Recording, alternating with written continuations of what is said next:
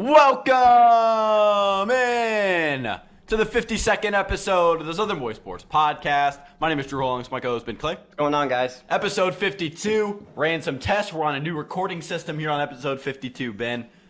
Yes, Hoping we are. for the best of luck. Hopefully, I don't have to look back on this episode while I'm trying to edit and freaking stitch this episode together. I sure hope not. Sure hope it saves. Shout out to OBS for this episode, right? Shout out to OBS. We're over on OBS nowadays, and couldn't be happier, Ben.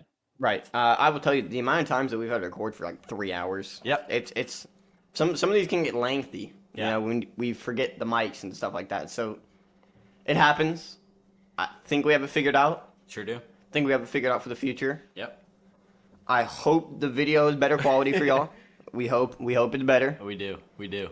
And let's go. Let's ride. Let's do it, dude. Let's do it. I'm so excited to get to college football this summer, or this fall, I should say. Excited for those fall days. Home Depot commercial pops on. Trees are out there, orange and red. Country music's It's playing. Ace Hardware nowadays. I will tell you. Don't I bring see them more up. Ace Don't Hardware bring than I them do up. at Home Don't Depot. bring them up. Oh, Don't bring I them forgot up. about that one. Don't bring them up. Shout out to Ace Hardware. Anyways, Stop saying that. episode 52, Southern Boy Sports. We've got college football hot takes for you guys. We've got SEC East expectations. It is a sunny Monday night. Great weather today. Been here in Nashville, Tennessee, and I'm absolutely psyched to talk college football. But you took a trip to my favorite place in the whole world. That's Hilton Head Island. How was that trip for you? Absolutely. Didn't go to Hilton Head once, actually. Oh, we stayed in Savannah. Okay. It was nicer. Went to Tybee Island. Went on like a lighthouse. Sure. Great trip. You know, it was a good place to relax. A lot of cool stuff you see. Yeah. You see a lot of cool stuff down there. Sure. And so it was a great trip. Ready to be back home next week. Going to New York. Seeing a Mets-Dodgers game. That Man. will be something else. Yeah. But then I'm back home. So got one more trip left. Yeah, Ben's going around the map this summer. I'm going up to Atlanta, or I guess going down to Atlanta. I know there's jokes about Southern people saying, like, we're going down to, or we're going, Down to honky tonk. yeah, like, you could even say, like, if I was talking, like, I'm going to Chicago, hey, You we're would going still say down to that. Chicago for the weekend. Like, I wouldn't say we're going up to Chicago. That's fair. I'm really not gonna like. Yeah, that's what I'm saying. judge. I know, Yeah. but I've just heard conversation. Anyways, going down to Atlanta, and, should be pretty fun. Probably going to come back with a nice little Georgia Tech t-shirt. Shout out to Haynes King. I still gotta buy that Hawaii shirt. Yeah. So it should be a fun time. Excited to get back onto the mics. Like I said, college football hot takes, SEC East expectations. But before we get into it, right? Before we get into anything, before me and Ben break down our hot takes, we got 3 each, by the way. Before we get into these 7 teams in the SEC East that we got to break down tonight, huge thank you to everyone who tuned in to episode 51. Had great support on Spotify and had even better support on the individual episodes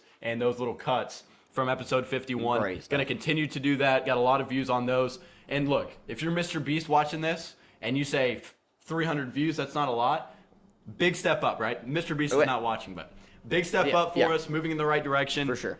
Glad that you guys kind of responded well to those shorter winded episodes. Probably going to keep doing that. And again, you can always catch the full episodes on YouTube and Spotify. Still working to get it up on Apple and Overcast and all those good sites. But thank you a lot. Definitely wanted to give a shout out to everybody who listened, watched, anything like that. New subscribers over on Instagram, new people who gave us a 5-star review. Big episode for episode 51. Looking to continue it. Right. And it's some like really coming into this, we were like, all right, let's just do this, have some fun. Sure. Getting like 300 views on a YouTube video is so exciting. You know, it's just like Plus, I would say, we're both competitive people. So, like, the moment that it's like a glimpse that we could actually, continue to build this to be big, we're going to have to continue do to it. build it. We have to do it. Look, there's me getting up the. oh, there it is. Yeah. So, you're like wa- Ben said, quality should be a lot better in this episode. In episode 51, I had to get off, rub off the camera. You can see it in the background, Yeah. yeah. Reborn here on episode 52. So again, thank you to everybody. Continue to subscribe over on YouTube. Continue to give us a 5-star review over on Spotify. If you're watching on YouTube, at @so_boy_sports on Twitter, at @southern_boy_ at southern_boy. Underscore sports pod? Is that it? For what? Instagram, southern_boy_sports pod. Yeah, that's Yeah. what it is. Okay. Sorry about the misconceptions there. We're also on Threads, guys. Also on Threads. Yes, we are. Go check us out on Threads. Not a lot of content over there, but just in case Twitter falls apart, we will be over there. We broke down and did it. So, sorry. You're right there. No, I almost Nope, burped almost into the cracked mic. too. Yeah. College football hot takes. Reset. Going back to episode 1 of the podcast, Ben, first thing we did on the podcast was college football hot takes. Yes, sir. There's no way that was one. Episode number 1, Beatty Noon had an all-time fumble of the bag. We explained the directions to him. He would not listen to us, etc., etc. It Me and was, Ben, me and Ben running the show here on episode 52, and we got some hot takes. So again, subscribe over on YouTube, 5-star review over on Spotify. Let's get into it, Ben. I'm ready. I actually don't have banners for your hot takes because I never received them over text message. I do not remember hating on my. I remember one of them. I didn't get the other 2 though. Yes, you did. Oh, I did? I sent the whole thing. Oh. My apologies. No banners for Ben. I have banners for me. No, just go ahead and take the show over. Go ahead. I'll go ahead and do my first one. Yeah, you can go, and then we'll kind of go back and first, you go forth. first. My number 1 hot take, me and Ben kind of have this one in common. Not completely in common, but something along the same lines. My hot take here is that a non-QB wins the Heisman in 2023-2024. Okay. A non-QB. So that could be Harold Perkins. That could be Blake Corum. That could be Marvin Harrison Jr. Right? I don't think Caleb Williams goes back-to-back. We haven't seen that since Archie Griffin in 1974. So I don't think Caleb Williams goes back-to-back to win the Heisman. If he does, he is talented enough to do it. USC is going to be a good enough team to do it. Is that a hot take if you say that? Is it a hot take if you say Caleb Williams will go back to back? That's probably a pretty hot take, yeah. I mean, I honestly, yeah. I mean, the only thing, I think a non-QB winning it is so, it's not rare, but it's there's always bound to be, but the thing about it is there's not really a QB who could do it unless Quinn Ewers has a breakout season Drake May and UNC is good enough to win. But, I was looking at it when Jordan Travis, sure. When I was looking at the 2016 Heisman winner, Ben. Yeah. Lamar Jackson. Yes. His team went 9-4, and he won the Heisman. Yeah. 9-3, lost in the bowl game to LSU. I remember that game. It was the Buffalo Wild Wings something bowl, Citrus Bowl maybe. They changed the sponsor. Anyways, Lamar Jackson, his team went 9-4. They won the Heisman. He won the Heisman. So I guess Drake May could have that same type of season. He's definitely talented enough. My hot take though, right? My hot take though is that a guy who is not a Heisman, or excuse me, is not a QB, wins the Heisman. There's a look at the banners for this episode, Ben. I'm actually really hyped about them. It looks nice, yeah. You got the little... For your banners, right? Yeah, sure. You got the little tidbit of information down here. Got the headline up here. Got a picture over here. Really excited about it. So, Ben, no player has gone back-to-back to win a Heisman Trophy since 1974-1975 season. Like I said, love Blake Corum, love Marvin Harrison Jr., love Harold Perkins. Those would be my 3 guys that I think definitely have the opportunity to do it. I'll throw Donovan Edwards in there as well, just because Blake Corum, Donovan Edwards, they're probably going to have a similar production. We'll see. I think Donovan Edwards could get him in the receiving game, is my take. Both of them play good, neither of them. Let's say Donovan Edwards runs for 906 yards and has 200 receiving yards. Blake Corum runs for 1,000 yards. Whoa. Or 1,100 yards. 2,000 receiving yards? You say 200? 200. No, I wouldn't give it to either of them. Okay. Well, okay. Either way. Well, it really kind of sucks for them because it's a 2-headed thing. Yeah, it's tough. Yeah, the production is not there as a one-headed running back. Sure. I mean, even if you want to get down to dark horse type of guys, I think Trey Benson, my freaking guy, could go out there and get the thing done. Johnny Wilson has a higher chance than that. I don't. And now it's Keon Coleman. Yeah. I mean, you want to take a look at Dorian Singer, could maybe go out there and get the job done. If he has 1,500 receiving yards, it's going to be hard to deny it. He has a dominant season like Devontae Smith not too long ago. All that stuff you have to take into account. I think Drake May is a great QB who can make it happen. I think whatever we see out of the Ohio State QB, if he pops off, then maybe he could be in the conversations. Carson Beck could definitely be in the conversations. Obviously, Caleb Williams, Drake May, and Jordan Travis I would also throw up there. So a non-QB wins the Heisman in 2023. That is my first hot take of the night. Ben? Mine, you can kind of just leave it up there, because it is a non-quarterback. Sure. I decided to go a bit hotter. I'm going with a defensive player, you know, Harold Perkins. Harold Perkins.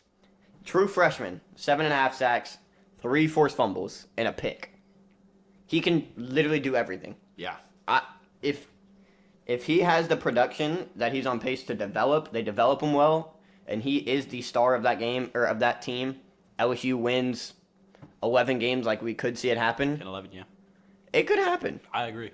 It could happen. I like the non-quarterback Heisman take this year. I think if anyone were to do it, this is the year to do it. MHJ is a fantastic receiver. I could definitely see him winning it, but I'm going Harold Perkins here. went Will Anderson last year. Didn't Didn't really do that work out good.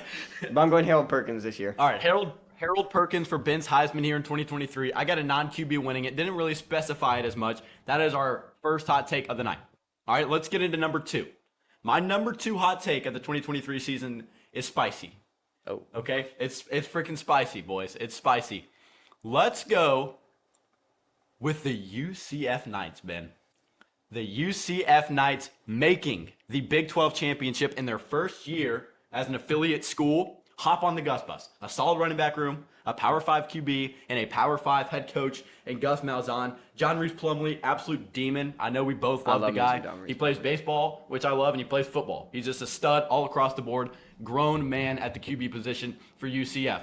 I really do think this team's talented enough to not win the Big 12 championship, as you see there on the screen, whether it's Texas, Kansas State, OU, whichever one of those teams is in the Big 12 championship. I think UCF is the other team in there. They've got a favorable schedule, right? They've got a favorable schedule. I can see maybe 1 to 3 losses on this schedule, and they can still make it, right? So if they lose 3 games, they could still potentially be in, depending on what all happens. Right.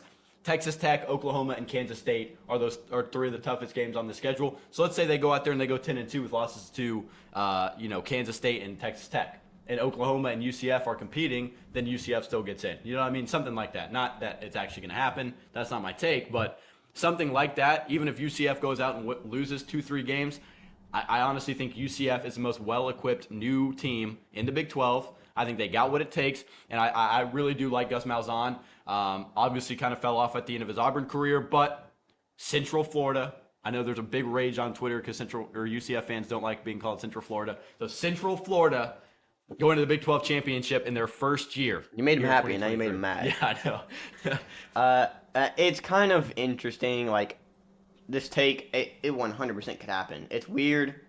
It's an adjusting year for this program. Uh-huh. You are new to a whole new conference, a whole way more important conference. So I think it could happen. The Big 12 is very open this year. Yeah. Texas was the clear favorite, up there with Kansas State, and it could happen. You get 2 wins that 2 underrated wins over a Oklahoma team, a Texas team. You have a shot. Yeah. And if they don't play Texas. They don't play your Texas. take just to make it, Yeah. could happen. I agree. Could happen. I think it's definitely hot because OU, Texas, Kansas State are all they've been in the Big 12, right? They've been able to compete on the recruiting trail in the Big 12. They've been able to see Big 12 competition for the past 4 or 5 years, however long their players have been there. They've got probably a couple better transfers, better impact transfers that could come in and make an impact on the game. But look, on the offensive line, you get 3 new starters. One of those guys is an Alabama transfer for UCF. R.J. Harvey in the backfield, a potential top 3-4 round draft pick, ran for almost 800 yards last year with UCF.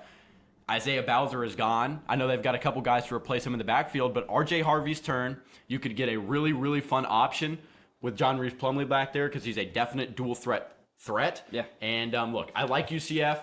Definitely a hot take. It's a hot take episode. Not saying it's going to happen, but that is my hot take here in 2023 is for the UCF Knights to make the Big 12 championship. Ben Clay, your number 2 take. Number 2, it's something that happened last year, and it's definitely a hot take. I might erase a part of it, but it has that Utah manages to beat USC twice, so in the regular season and in the Pac-12 championship. Sure. And I added in that they squeak at a CFP bid, which, I mean, really, you think about it. Could happen. You're 11-1. You lose one other game, beat USC twice. Yeah. I would put them in the college football playoffs. Sure. So I think it's doable if Utah's able to beat USC twice and not lose those games that they lost last year.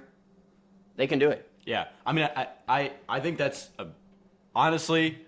I don't really heavily disagree with that take. You know what I mean? I don't heavily disagree with that take at all. Because the thing is, you look at Utah's schedule here, right? They've got Florida at Baylor, Weber State, and UCLA. If they come out hot and win those 4 straight games, I think you prove that this Utah team is here to play. I think you prove that you're one of the better teams in the Pac-12, which I think a lot of people in the media, in college football, maybe you listening, watching, already know. Right? You know the Utes are freaking legit this season, okay? But then you got to take on Oregon State, Cal, USC, and Oregon. Not to mention Colorado and Washington, and maybe even Kenny Dillingham's Arizona State Sun Devils later on in the schedule. So this is a really deep Pac-12.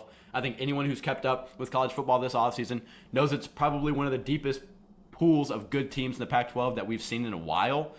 So for Utah to come out, if they beat USC twice, they definitely deserve a chance to go to the college football playoff. Because let's say they finish out 12-1 and they lose to Oregon or Washington, right? I think you can still put them in there. I think obviously you're going to have to compete with Alabama, Georgia, Michigan. At that point, not USC, but you're probably going to have to compete with, Florida State. You can throw them up there as well. Would you take a 12 and I think it's no doubt you would take a 12-1 Utah team over a 11-1 Ohio State that loses the big game? I would say you would have to. I would say it's a no doubt, but then again, it's the college football playoff committee. You know what I mean? Right. But I would think you have to. But we haven't seen a Pac-12 team in the college football playoff yet. That's why I would say Washington. You're right. Sorry. We've seen one Pac-12 team in the college football playoff in the so whole. long That ago. was 2014. I think it was the first one. Yeah, it might have been the first one. So, anyways, Michigan State was in there. Alabama, and then Mississippi State was actually ranked number 1 in the polls before they fell off. Like they were ranked the other number 1. team? Was it Bama? Mississippi State? I don't think it was Go ahead and Mississippi. look her up. Right. Anyways, yeah, Utah making the college football playoff and 2 wins over USC this season has been second hot take. Clemson. Honestly, not crazy, right? We saw Utah beat them twice last year. Obviously, didn't get the bid. Right. Didn't get the bid to that's 2015 is Florida State, Oregon. Yeah. So We're thinking 2016. 2014. 2014, I promise. Anyways, All right. Yeah. Moving on. my third hot take of the night, third and final hot take of the night before we get to SEC East expectations is certainly a hot one. Certainly a hot one, Ben. Now, on the screen, if you're watching, it says, can Wisconsin win the Big Ten West? You may be saying, yes, absolutely. Wisconsin can win the Big Ten West. All they got to do is go out there, beat out a Purdue team, beat out an Iowa team who are both mid, right? Maybe Nebraska sneaks up there if you're a Cornhusker fan. Okay? Okay. I was thinking 2016, Oh, okay. and it was Ohio State, Clemson, and Washington, Alabama. And they get, railed. Washington got smoked. Yeah, that's all. Yeah, 7-24. 24-7. Anyways, Wisconsin. Here's my official take. Clemson won 31-0 over Ohio There you State. go. There you go. Was this Deshaun Watson year? Yeah, Oh, so it was the year they finally beat Bama. yeah. Wisconsin wins the Big Ten West. Takes Michigan down to the wire in the Big Ten title game. Mm-hmm. Now, realize it says Michigan in the Big Ten title game, not Ohio State. I got Michigan in the Big Ten title game. Like I said, opinions can change on a team as we get later into the season and watch them play. But as it stands right now, yes, Ohio State has a talented team. I got Michigan. I digress. Wisconsin wins the Big Ten West, and let's say it's a 34-31 absolute banger of a Big Ten championship game against Michigan. Now, they don't play in the regular season, which is going to help Wisconsin more than likely, right? They're not going to be able to see each other in game. Should help both teams, I'm sure. But I think Wisconsin's going to have a very, very, very vibrant offense under Phil Longo, who was the offensive coordinator at UNC last year. You saw what he did with Drake May, right? And Tanner Mordecai is a guy who, he was really solid, right? He was really solid. In his 2 years at SMU, 72 touchdowns, 22 interceptions. My guy. Right? Threw for plus 7,000 yards.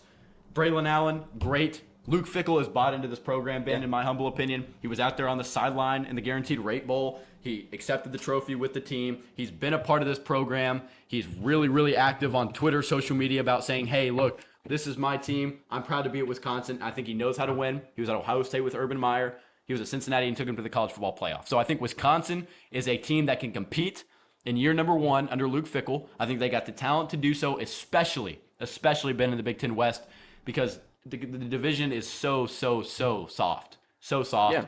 And honestly, maybe not a huge hot take here, but I think the schedule is very easy, right? They have the 10th easiest schedule in all of college football, so definitely the door is wide open, right? Imagine this door behind us being freaking wide open. You'd probably see the gas unit in there. Yeah, it's yeah. Yeah, but Luke Fickell's hiding behind that door about to walk freaking through it, all right? That's my take. Wisconsin makes the Big Ten championship, challenges Michigan. Ben, your take on my take, then we'll get to you. It's not even really hot in my opinion. Like the West is so open, anything could happen. My- and that the Wisconsin team is a quality team. Sure. That is what a quality team on both sides of the ball. I would say That is what the West is. Every team in the West is missing. the reason I put this as a hot take is because number one, it's year one under Luke Fickell. It's year one under a new QB and Tanner Mordecai, who's really proved himself the most on the Group of Five level, although he started his career at OU, Ben. So we have to see what this team's got. The only reason I think it's a hot take is because we haven't seen this specific team take the field, right? It's all talk. It's all on paper. It's all right here, right there, whatever. Like we haven't seen it out on the field. We haven't seen the official finished product of this Wisconsin Badger team. That's the only reason I'd say it's hot. It's just because it's kind of a shot in the dark because Tanner Mordecai could go out there and suck. I don't think he will, but he could. You know what? You saying that, it kind of reminds me of a team that we're going to actually talk about today. It reminds me of a Kentucky team. The Kentucky team this year. I will hold my opinion on Kentucky. I actually got the opportunity while prepping for the episode to talk to a couple guys who were like inside, kind of like help the college football, who kind of cover Kentucky insiders, Kentucky guys who got information. So I'm excited to talk Kentucky. Both, you're right, both teams that are definitely kind of in the same realm. Ben, your third take, your hottest take of the night. I Definitely is. I seriously is what I meant. Apologize for not having you a banner for this specific take. So that's You on know, me. it's a take that I had to throw it out there. All these takes, all of our takes are kind of boring. This one is not. So my take is that Quinn Ewers is benched, and then Arch or Malik, whoever wins that job, will keep the job for the rest of the season. That might be the hottest take in Southern Boy sports history, Ben. Well, it's interesting because I've seen good quarterbacks get benched. I sent this to you. You ever heard of Spencer Rattler? You did send that to me. Everyone thought he was a Heisman candidate. You know who everyone thinks is a Heisman candidate this year? Quinn Ewers. Okay. You know who I'm still kind of doubtful about? Quinn Ewers. So Did not lead a good Texas offense last year.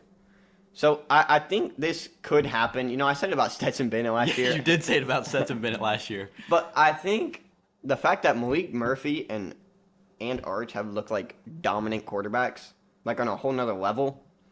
So I like the take here. I mean, the odds that it happens are low, but I think the odds of Quinn Ewers getting benched could happen. This Texas team is struggling. The pressure is on Steve Sarkisian, and he could fold and end up benching Arch or Quinn, and putting Malik Murphy and Arch in could be the factor that Texas gets or needs, and then they have a amazing offense. You know, Oklahoma with Caleb Williams. I can't see Ben.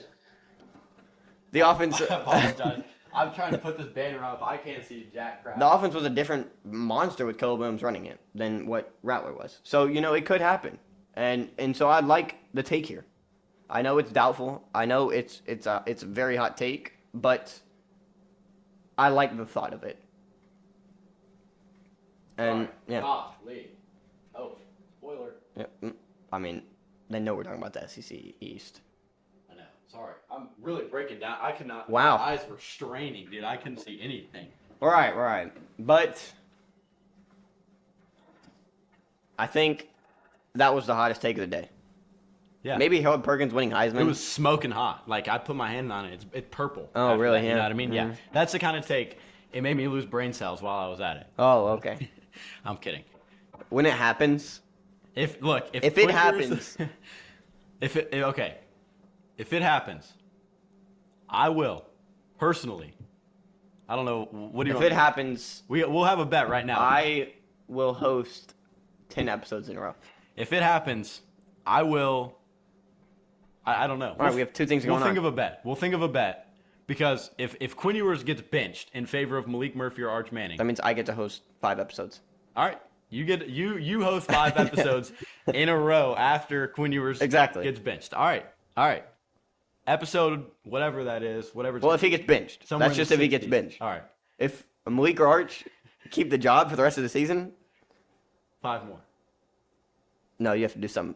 You have to do something. We'll figure it out. We'll figure it out. All righty. A fun hot take segment to start it off. Shave your head. Always, that's wild. Always lighthearted stuff. And yeah, we're excited to get into some SEC East expectations.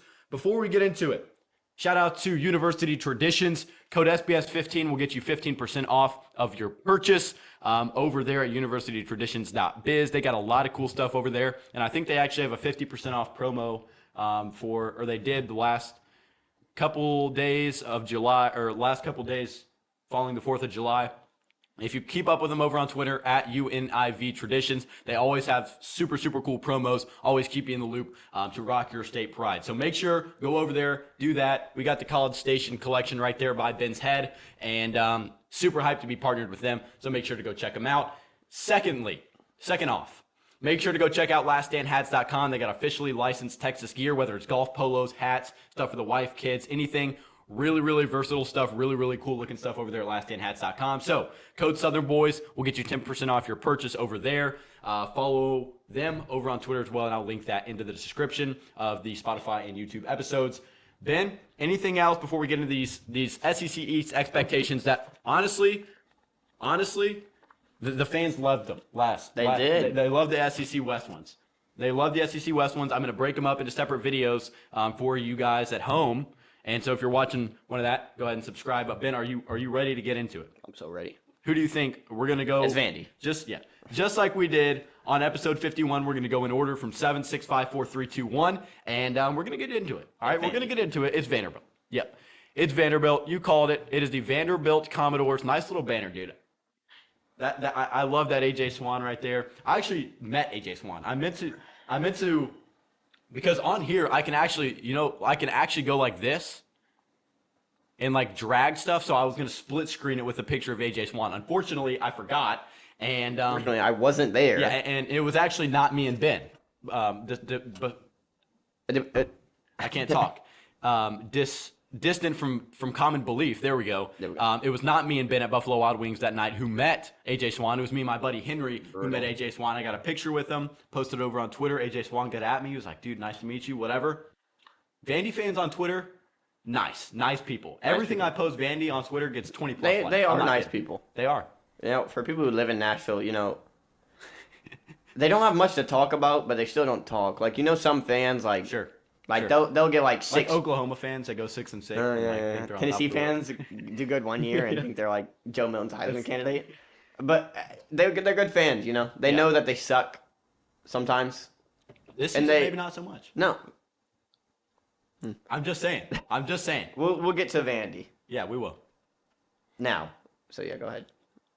If you're not already, make sure to go check out the Mid-State Weekly Show. We talk Tennessee, Vandy, high school football within the area. That's me, my buddy Dustin, Greg, and Chris Kindhold.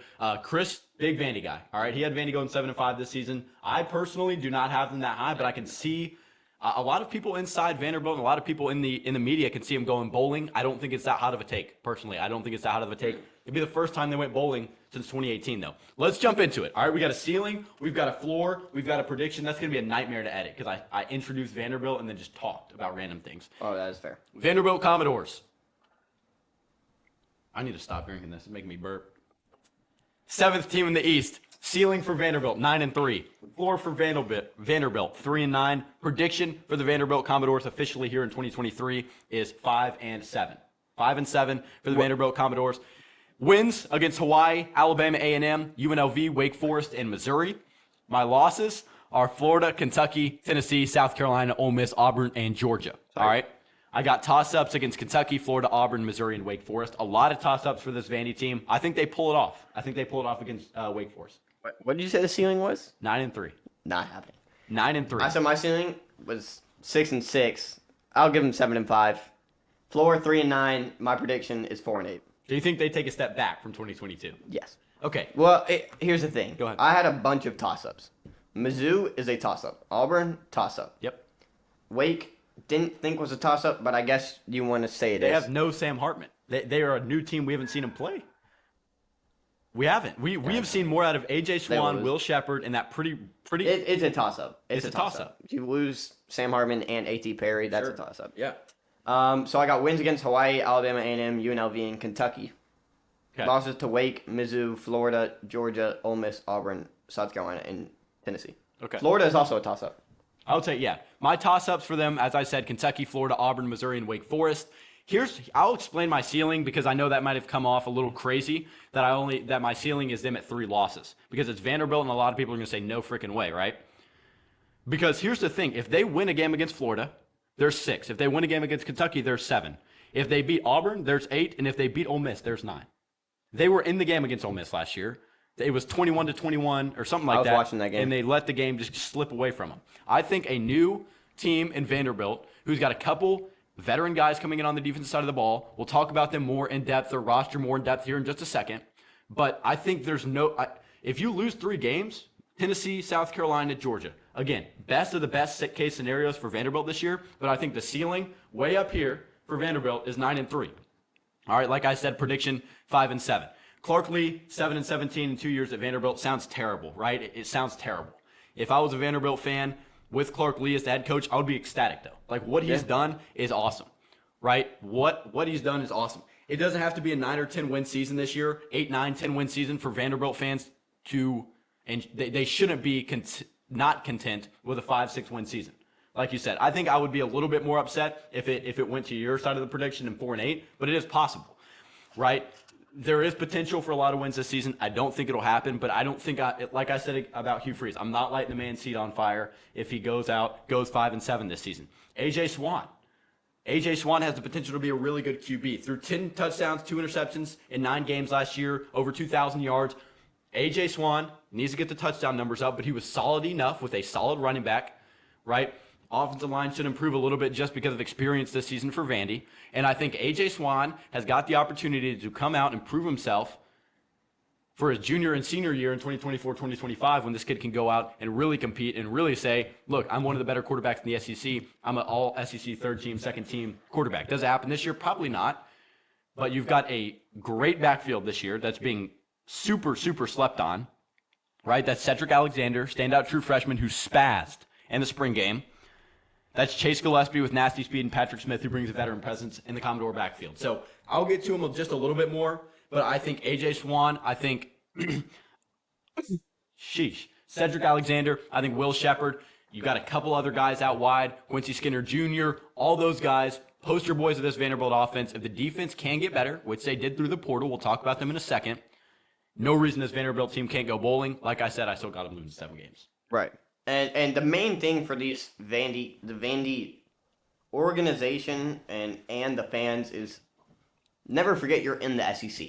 Yeah. This is a solid. They would get 7 wins in the Big 12. Sure. And it's just unfortunate that you are in the SEC. You're stuck here, and it's really hard to get out of the bottom in the SEC. Yeah. And so for me, I was saying the AJ Swann and Will Shepherd connection is going to be so key for this team this year. Yeah. They are 2 guys who they relied on so much last year, and now they have the time to bond with each other, connect, and they could be amazing. And it really could be a game changer for that team. I put it up there too. They had the 69th best recruiting class. They brought in some solid 3-stars though, and these players are going to get playing time. They just landed multiple 4-stars in the 2024 cycle as well. Right. I wish that was last night, 2 nights ago. Yeah, It's and crazy. So they need these recruits to come in and do great, and it's asking a lot. But these freshmen, they know what they're setting themselves up for when committing to Vanderbilt. Sure. And I was talking about it too. The run game a lot different. The run game with Mike Wright last year was something where they were like the first few games, everyone was like, okay, it's solid. And so they're gonna need those players to step up. Like you were saying, you do lose. The one thing the defense, you lose Anthony Orji. Anthony Orji's a dog, right? Anthony Orji is a dog. I do have here, right? You get Anis DeCosmo, who comes over. That name cracks me up every time. Anis DeCosmo comes over from Stanford. Comes over from Stanford. He should be a guy who gets reps in the linebacking core almost immediately. Not to mention the 4-star transfer Prince Collie, who comes over from Notre Dame. Right, and the theme of that is those are 2 really good academic schools. So what I have down here, yes, they have the 85th best transfer class in the 2023 cycle. Right, they got 3 solid commits on defense. They got a couple D2 and lower level transfers up to Vanderbilt this year. Right, and it's so hard for Stanford, for Vanderbilt, for even a Duke, if you want to talk about them just a little bit. It's hard to get these guys into their program just because of the academic restrictions we see. It's known in college football. It's a hard job at Vanderbilt because it's hard to recruit. But I think he's doing the best he can.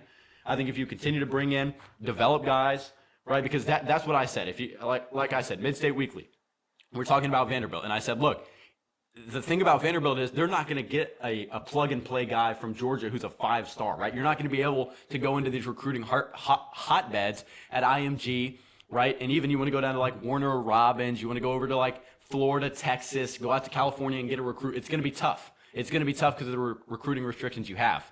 But Clark Lea's got to get these solid 3-4-star guys in the program. Continue to develop them. I think A.J. Swan's a great start. That's a former 4-star QB who's an Elite 11 participant. That's a perfect guy for this Vanderbilt program. I think he's going to be great this year. So, look, 20 of the 22 projected starters are guys who were returning from the 2022 season. I think Clark Lea's building an absolute program over here, right? And if Lee can develop Swan, this team's going to be a lot better off. They're going to be able to land more recruits in the future. I know you got the recruiting class pulled up over there. Right. So if you want to break that down just a little bit, we can. It's exactly what Vanderbilt needs to do. Yes, sir. You know, you're not going to get 5-star recruits, but they have an overload of 3-stars. Players that they know, they've recruited them, might be under the radar, they're on their radar, and they're like, look, all these 3-stars, they can give them quality play. And that's what Vandy needs right now. Yeah. They need to get quality play and then earn themselves the right to get better players, and those 4-stars keep working your way up, and then you're a great program. Sure. So this Vandy team, Clark Lee knows what he's doing. Yeah. They know what they're doing. Yeah. The defense has got to get better. Gave up 36 points per game last year. Out of 130 teams in the FBS, what number do you think that ranked? 129. 125.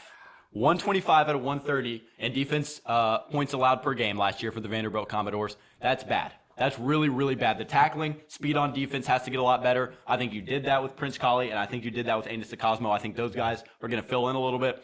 Couple pretty good players in the secondary. Defensive front, young. They're returning guys, right? They're returning guys, but not a lot of reps up there. I don't think that should be a problem, like I said. You know, someone I was looking at was C.J. Taylor. You know, they lose Anthony Orji.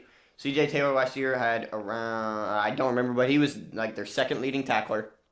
And so losing Anthony Orji earns him a spot to be that guy. You know who else I have?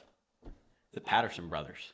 The Patterson brothers. Kane Patterson, CPA high school down there. Went to Clemson, got a few reps on their dominant teams. They went to the college football playoff. They had a good defense when Brian Breezy, what is that linebacker's name? He targeted Justin Fields in the 2018 college football playoff.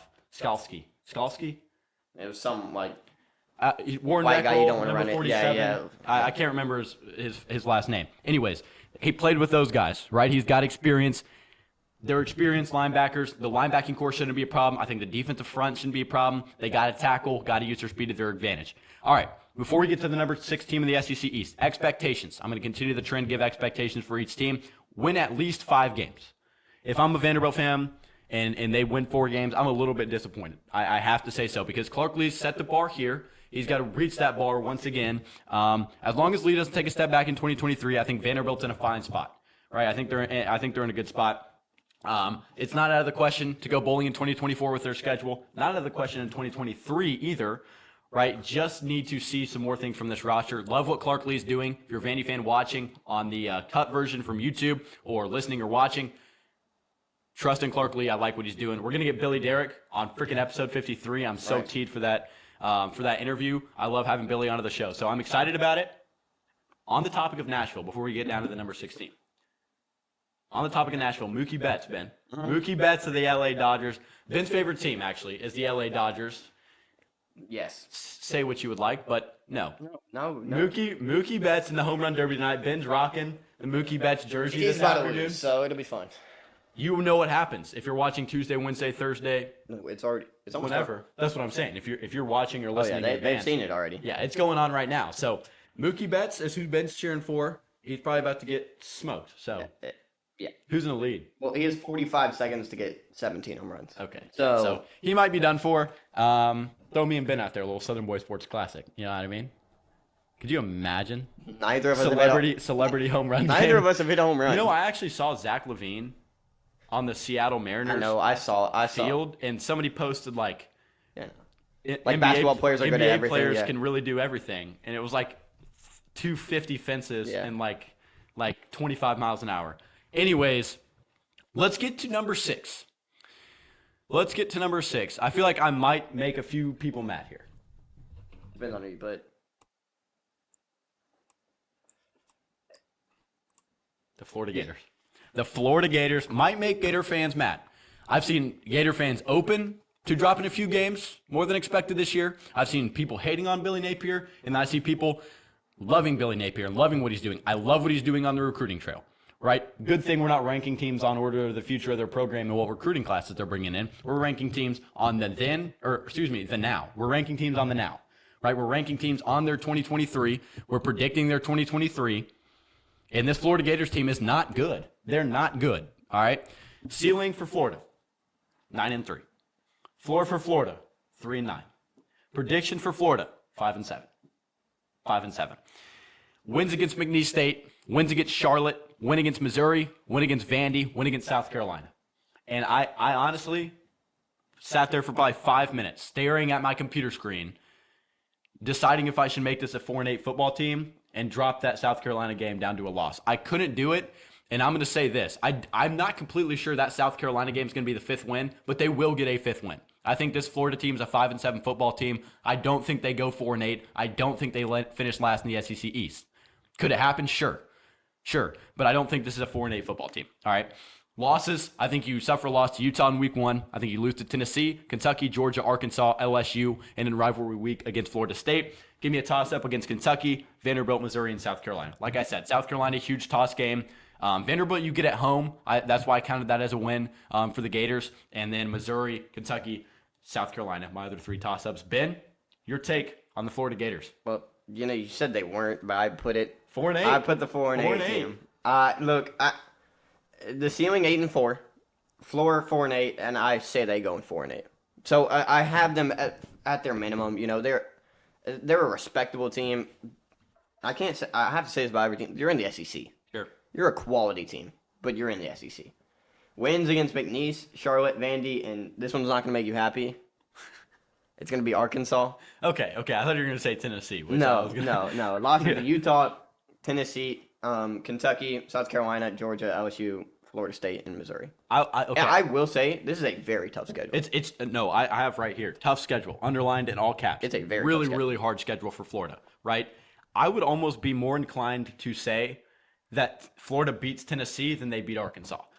Because if Florida is when do they play Arkansas? I want to say they play them later in the season for sure. I know that for sure. So they play them later in the season. If this team's rolling into that game, like getting absolutely smacked each and every game, they play them on November 4th, late in the season. Later, yeah. And they're going at Arkansas. That's the reason I had Arkansas winning that game. They're going to Arkansas late in the season. At that point, they're going to be 3 and something, right? That's 3 fair. and Yeah, whatever. That's fair. So I think I would be more inclined as a Tennessee fan to say maybe they beat Tennessee, right, in the swamp. Maybe they beat Tennessee and then fall off. That would be a very Tennessee loss to happen. I don't have it down, but I'm not against it. They play Arkansas at home.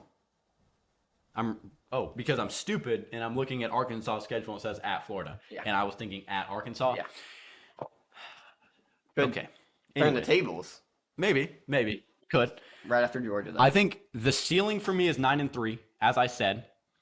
I think I think your losses at that point, you would have to be LSU, or you would have to beat Tennessee. So your losses would be Georgia, LSU, and Florida State, which is possible. It's not out of the realm of possibilities, but then you would also have to beat Utah and Arkansas.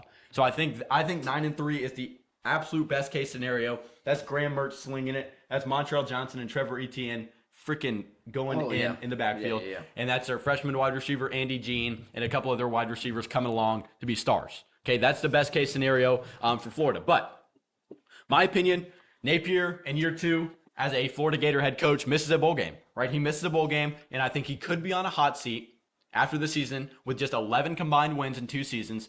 I don't think that's a good situation to be in if you're the Florida Gators head coach. They expect higher. They think of themselves as a blue blood football team, which I'm not saying I agree with that, but there are Gator fans who think that. And it's tough to even find 5 wins for me. It's tough to even find those 5 wins. Like you said, you got them 4-8. So we talked about it with J.D. Pickell. You see him right there on the screen if you're watching on YouTube, right? That's Graham Mertz. Got to be solid. We've got to see a little bit more out of Graham Mertz than 19 touchdowns and 10 interceptions with only 3,000 passing yards. He's got to be better. He's got to throw less interceptions. He can keep the touchdowns the same. If you're throwing 19 touchdowns and 6 interceptions, That's solid enough for Graham Mertz. That's solid enough for Graham Mertz, in my opinion. Like JD Pickell said on episode 39 of the on Southern Boy Sports podcast, don't need video game numbers, just need solid stuff. Yeah. For Mr. Mertz. Yeah, and it really, like, I feel like at the end of the year, I'm going to regret saying they're going to go 4-8. They have the players on the offensive side of the ball. Yeah. I literally what I put. Bringing in Mertz, who could look to connect to all those players. I said they have a talented skill position lineup. They have a receiver. The wide receiver. Yeah, the running back duo makes me want to make this team 9-3. The running back duo They're can nasty. do whatever. Yeah, they're that's nasty. what I put. Two-headed monster at running back. Trevor Etienne and Montrell Johnson. Sure. Defense, you lose a lot of key players. A few key players. You lose Brenton Cox, who was Ventrell Miller. what was he? He was high. He was like a pretty high draft pick. second? Yeah, second, third round. Something draft like that. pick. Sure. Rashad Torrance. You lose a lot. Yeah. It's not something that you're going to enjoy losing. And Napier, recruiting wise, not bad at all. No, you bring in a lot. yeah. Transfer wise, not bad at all. bad. Which is why it feels weird making them 4-8 in my opinion. Like Napier did his job Yeah. recruiting wise, coaching wise. Figure it out. There's no Anthony Richardson anymore to win you a ball game like Utah. And so it's just they're a weird team. I think I think this team, if they had an elite quarterback, could win 7-8 games. Because they don't have a guy win 8-9. who's going to win a game for them. They've got a game manager who's going to do his job. If it's late in the third, fourth quarter, and they need to march down the field in 12 seconds and score, I don't know if Graham Mertz is the guy. If they need to put together a couple multiple solid drives, that's when you need Graham Mertz. You need Graham Mertz to be solid, find the open receivers, make plays in space if he needs to, hand the ball off to Trevor Etienne and Montrell Johnson, who led the SEC in yards per carry last year. Yeah. Led the SEC in yards per carry last year.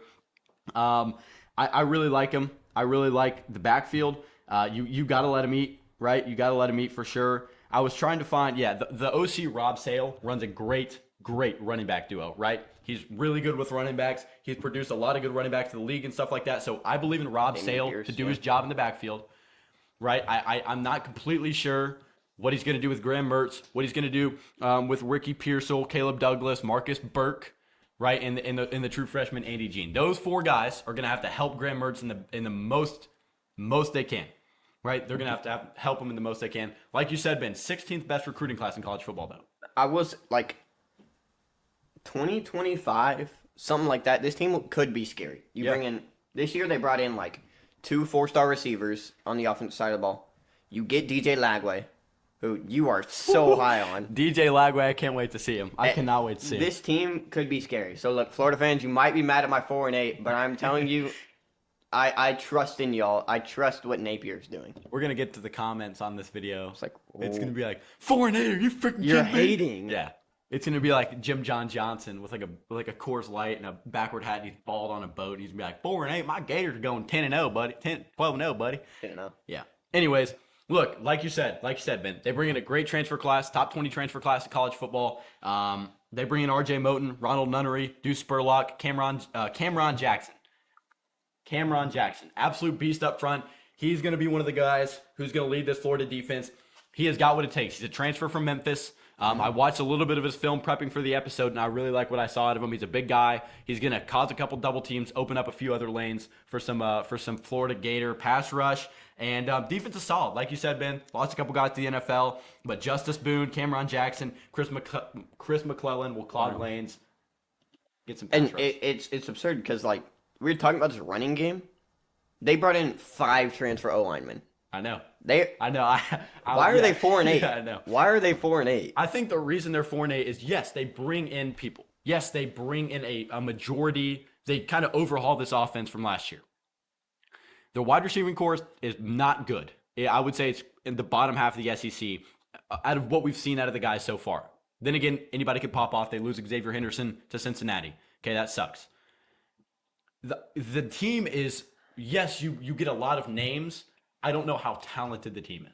You can get a lot of names if they don't have what it takes to go out and beat Tennessee, because you want to look up and down talent-wise on paper, I don't think Florida can compete with a lot of teams on their schedule.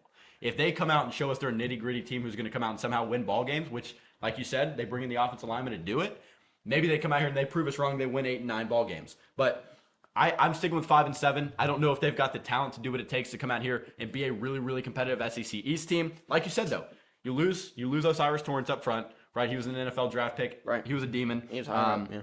But Lindell Hudson from FIU, Micah, I'm looking at the paper so I don't butcher his name. Micah Mazkakua from Baylor, Keanta Goodwin from Kentucky are all projected starters from the sources that I've seen. So Florida brings in a good haul of offensive linemen. They get guys to protect Montrell Johnson, Graham Mertz, Trevor Etienne. Like I said, before we go too long on them, Florida Gators going to be solid. Graham Mertz has to be solid first, and this defense has to be solid. A lot of unproven guys in the secondary. Up front, though, I don't think they'll have any problems. Yeah, I respect that, and it's a team like I was saying. I would not be bad. I would not be mad at Billy Napier for a bad season.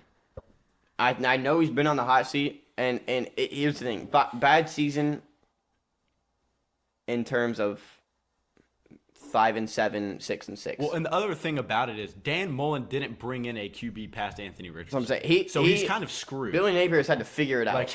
Like he had to go get the only. I understand there's criticism around which portal QB he went out and got. I understand that could be a spark of criticism.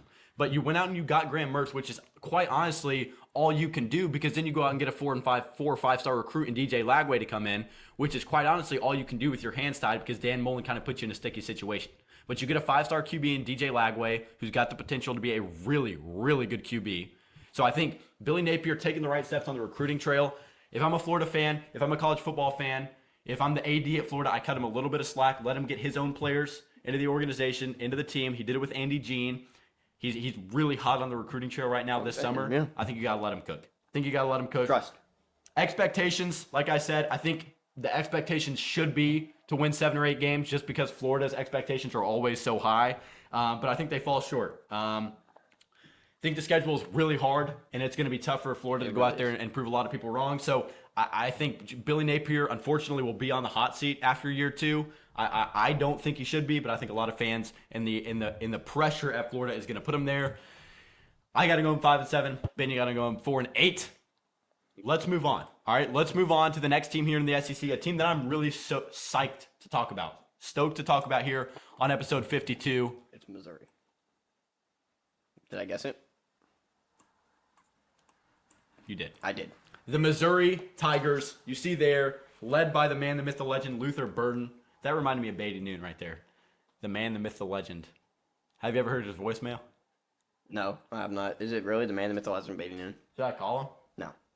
Because what if he picks up? No. Yeah, then it'd just be awkward. All right, we're gonna try it. No. All right. Well, I'm gonna give my stuff on all Missouri. right, we're gonna call Beatty Noon on air right now. Give him his Missouri projection. All right. While you're calling him, I got him. calm down. Ceiling 7 and 5. Floor 4 and 8. All right, I got him going 6 and 6. here we go. You ready? If he picks up, I'll just. What is this edit gonna be? Your call has been. Are you blocked? I'm either blocked, on Do Not Disturb, or his phone's dead. Dude, he was so raid. What if he just declined it that fast? Maybe he was. I don't know. He saw was Drew always reading like, my mind. no. Yeah, seriously. Anyways, go ahead. Sorry, I kind of jumped the gun there. Man, I got the legend. 6 and 6 is my prediction. I got wins against South Dakota, MTSU, Memphis, Vandy, South Carolina, Okay. and Florida. Okay. I have almost the exact same predictions there. Losses to K-State, LSU, Kentucky, Georgia, Tennessee. and Arkansas. Yeah. And once again, these like weird out of conference Kansas State, Kansas Missouri. State game is Gonna be good. it could be one to watch. I guarantee it's gonna be good. Yeah, I agree, Ben. I got 6 and 6 as well. Ceiling 9 and 3, floors 2 and 10, and my prediction for them is 6 and 6. Wins against South Dakota, Memphis, Vanderbilt, MTSU, Arkansas, and Florida. Losses against Kansas State, LSU, Kentucky, South Carolina, Georgia, and Tennessee. So I said last episode, I think Arkansas goes 10 and 2. One of those losses is to Missouri. Kind of hyping things up here on episode 52. Riding with it, going with Arkansas, losing to Missouri this season. Now, that ceiling of 9 and 3, I think your 3 losses are Georgia, Tennessee, and LSU. I think you can beat a South Carolina team, a Kentucky team, and a Kansas State team, right? My toss-ups, Florida, K-State, Kentucky, Vanderbilt, kind of. Like you said, also a really tough schedule. Yeah. Talked about Florida having a tough schedule. This team has a really tough schedule. Brady Cook should be their QB1. I know they had a little bit of an offseason scare with Jake Garcia coming in. Talked about that QB battle in Columbia with JD PicKell on episode 39. He said it was Brady Cook's job to lose, and I agree with that. Now, the thing about Brady Cook is he threw for 2,700 yards, 14 touchdowns, 7 interceptions. He's not a game breaker. Like I said, he's not going to be a guy who's going to go out there and sling the ball for 400 yards a game, be an all-SEC first-team quarterback as of right now. Still younger, I should say. But 14 touchdowns in 12, 13 games, not ideal. No. Got to bring that up, in my opinion. Got to bring that up, especially with the weapons you got now. Luther Burden, bringing your guy Theo Weiss from the Oklahoma receiving corps, underrated portal pickup for the Missouri Tigers, in my opinion. And I think the Brady Cook Luther Burden connection needs to be strong, and it's huge. Absolutely huge that Luther Burden is back in a Missouri Tiger uniform. I mean, this dude had a top 3 with Alabama, Georgia, and Missouri. And he stayed at home, is playing for Missouri, and it's huge for Missouri fans and the Missouri faithful that they got Luther Burden back. Got to be a big connection between Brady and Luther. Yeah, and obviously, I mean, Luther staying there makes you feel like that he has trust in Brady Cook. And that's why I said, I mean, you lose Dominic Lovett, so that is his job. Yeah. You bring in Jake Garcia for a quarterback battle, probably just hoping that like entices Brady Cook to like play better, you know. And I said they also bring in Theo Weiss. So you really took what I said. I did say they lose a lot on the defensive front. Great on Jeffcoat. But they have a young secondary who's good. Yeah. One guy I put down, Dalen Carnell. Okay. He had 3 picks last year as a true freshman. He could be a monster. And, you know, I like what their secondary is doing. I said Missouri secondary should be the brightest spot on this team next year. Okay. Missouri secondary, trust in him, right? Trust in him to make plays. I will elaborate. They brought in Sidney Williams, a DB from the portal that went to Florida State. He's got experience. And then Trevez Johnson, another DB, kind of a safety nickelback kind of guy who came over from the aforementioned Florida Gators. Now, finishing up on the offensive side of the ball before we kind of get to the end of this Missouri team preview. Both running backs return. If you remember the infamous fumble on the goal line to kind of sell the game against Auburn. That made me so mad. Nathaniel Pete. When I was looking, I was like, Missouri. And I looked at the statistics. I was like, Yeah. I remember that vividly. I was like, oh. No, pretty bad. Yeah, pretty bad. 100 carries, 438 yards, 2 touchdowns, and a game-selling fumble for Nathaniel Pete last year. They also bring back Cody Schrader, 5'9" kid with a freaking heart of steel. All right, 170 yards, 745 yard, 170 carries, 745 yards, 9 touchdowns for Cody Schrader. White Mamba, Cody Schrader. I've actually been wanting to kind of get him onto the podcast since last year when I watched him play. If we could get White Mamba Cody Schrader onto the show, wouldn't that be something? White Mamba. I feel like there's so many better players. Yeah, no, there definitely is a lot of better players to be named White Mamba. Cody Schrader is White Mamba of Missouri. Even then, Brady Cook is sitting right there. Brian Scalabrine. Yeah. So, anyways, huge running back, huge at the running back return. I think that's something that you can count on for Missouri is to have a pretty solid run game. Helps Brady Cook out a lot, right? I mean, relieves Brady Cook. Brady Cook had almost 600 rushing yards. I know. He was a dog on the ground. He ran the ball. He was a 6 dog on the touchdowns. ground. He is not afraid to use his legs. No, 14 touchdowns through the air. Like I said, that number needs to get up regardless. But on the ground, it was an absolute dog. I really do believe in this team. I like this team. Like you said, Ben, 30. I guess I said 36 recruiting class or transfer class in 2022 or 2023. Niles Gaddy from Jackson State is a guy who could potentially replace Trayon Jeffcoat. Comes over from Jackson State, like I said, and was a 4-star in the portal. So I think this guy could really kind of take the load off Trayon Jeffcoat in this Missouri front. Marcellus Johnson and Cameron Johnson, 2 guys to help out the offensive line, the veteranship from Houston and Eastern Michigan, respectfully. And look, Missouri, pretty good portal class. I think that's just about what you'd expect from Missouri and Eli Drinkowitz. Every time we talk about Missouri, I kind of get hyped, and then I remember Eli Drinkowitz as their head coach, and I think, honestly, a 6-6 season, he's got to go. He's got to go. Maybe. But with the team they have, I would not be mad with the 6-6 No, season. I wouldn't be mad at a 6-6 season, but I think the ceiling could be so much higher in the recruiting world. I think you're in a pretty good spot to recruit, especially in the SEC, and especially with your Oklahoma Sooners and the Texas Longhorns joining the SEC. He's got to be able to compete. I don't think he's going to be able to with the team he's got right now. Recruiting needs to keep going up. He does have a top 40 class in 2024. Like I said, Eli Drinkowitz is a guy that I just don't fully believe in. Every time I talk Missouri, he kind of makes me lose faith in their team. And honestly, I don't love Eli Drinkowitz to be the face of this Missouri team. But anything else before I get to the final expectations for Mizzou? I have a really random trivia question, and you're not gonna know it. Okay. But there's the younger brother of an OUDB on this Missouri team, Okay. and he's in the NFL. Think he played for the Steelers. He's on the Steelers. Okay. So Southern Boy Sports episode 52 He trivia. was on the team when Spencer Rattler was on the team. Key. That doesn't make sense. Is it what did you transfer from Tennessee? No, not Key Lawrence. It's not Key Lawrence. I will tell you if you remember the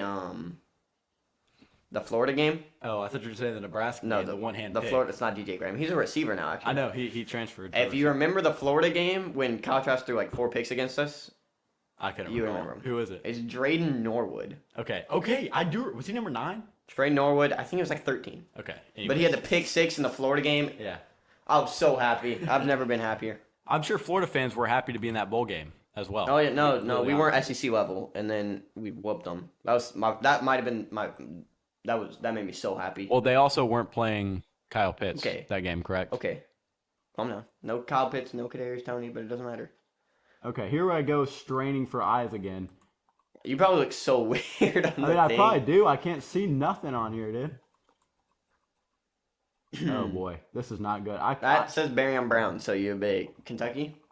Is Kentucky your next team? No, Really? I got him. The South No. Carolina Actually, Gamecocks. it's kind of similar to mine, but My next team, number 4 in the rankings here, the South Carolina Gamecocks. A ceiling of 10-2, a floor of 4-8, a prediction of 8-4. I know on the reel we posted over on Instagram, Briggs Oliver, guy, friend of the show, you could say, he got at us and said South Carolina's going 12-0. 12-0 with a national championship season. Unfortunately, Briggs, that's not what I got. I got 8-4. Wins: North Carolina, Furman, Mississippi State, Kentucky, Vanderbilt, Jacksonville State, Missouri, and Clemson. I think your losses come to Tennessee, Florida, Georgia, and Texas A&M. And I think your toss-ups are to Clemson, Florida, Tennessee, and North Carolina. North Carolina being the biggest of those 4 names that I just mentioned. right. Wins, or I have them going ceiling 10-2, floor 6-6. I have them going 8-4. Yeah, I feel like I always go a little aggro with the ceilings. I and the don't floors. like it to be like 6 games apart. Yeah. So I try to make it like 4 Okay, I see what you mean. around there. Wins: Furman, Miss State, Tennessee, Sure. Okay. Florida, A&M, Vandy, Jacksonville State. Paused there for a And second. I Kentucky. was like, is this guy like lagging or what? Losses to UNC, Georgia, Missouri, and Clemson. Okay, so yeah, that's right. You did have Missouri beating South Carolina. I honestly can't say anything about my Vols. You have them losing. I can't say anything Back to back. I just think because it's they gonna just happen. whooped our butts by 40 points, 30 points the other year, last year. yeah. So I honestly can't say too much about it. Beamer ball makes me believe, baby. Like I don't love South Carolina. I don't love the roster up and down. I don't love that they lost Marshawn Lloyd and Shaheem Bell. Ben, I don't love it. But Beamer ball's got me believing, dude. Like It's a great culture over there. all the social media things they post, him running past the road in the Office remake thing, the drop of the mic when he's got the Pit Vipers on, and all that stuff that they posted over on TikTok. Like Beamer ball, if I'm a South Carolina fan, I'm freaking hyped for Shane Beamer and what he's got going. That being said, I do like the schemes. I don't think they exceed the 8-win mark. I'm sure you could replace a couple of those wins and losses. Of course, you could lose to Clemson, beat Tennessee, beat Florida. Like I said, that was one of those games where I was trying to find that 5th win for Florida, and I put down South Carolina. Another game that could maybe elevate them to that 9-3 level, and a ceiling of 10-2, right? So Spencer Rattler's proved to be a high ceiling, low floor kind of player, an up and down kind of player, kind of like Ryan Tannehill at the NFL level, a guy whose highs were high and lows were low, right? 6 touchdowns against Tennessee. I understand it's not a great secondary, but 6 touchdowns for a guy who was pretty much struggling all year. He had 12 interceptions and 12 touchdowns before that Tennessee game, and he threw 6 touchdowns in one game. That's a third of a season's touchdowns in one freaking football game. So Spencer Rattler's got to be more consistent. He's got to find Juice Wells, right? That's a 900-yard receiver, game breaker for South Carolina, one of the better receivers in the SEC. So got to be more consistent. If you're Spencer Rattler, you got to prove to be a top 5-6 QB in the SEC, in my opinion. Right now, he's not that for me. But again, look, he's a veteran now. He's a big guy on campus at South Carolina. Maybe he proves me wrong. I don't know if he's good enough to make this team a college football playoff, New Year's Six type of team. You know, when I was looking at the stats, like I saw Antoine Wells and I was like, why do I Juice. not remember him? It's Juice. Juice. Okay, Juice. that's why I was like, okay, yeah, he's a dog. Okay. Yep. So what I said was obviously Rattler will have to play good, but like you said, Juju McDowell will have to step up, and it's somewhere he can.